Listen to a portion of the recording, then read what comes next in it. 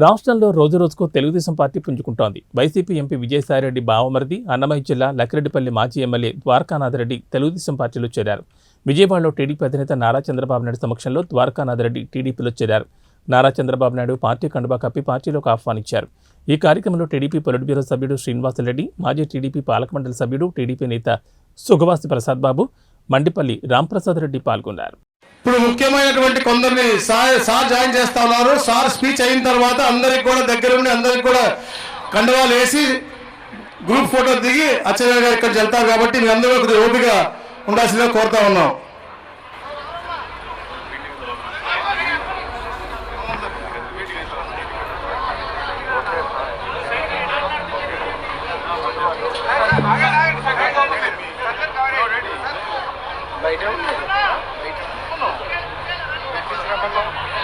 పిట్టు వేణుగోపాల్ రెడ్డి గారు, జెడ్పీటీసీ గారు, బాపట జెడ్పీటీసీ గారు ఎక్కడున్నారు?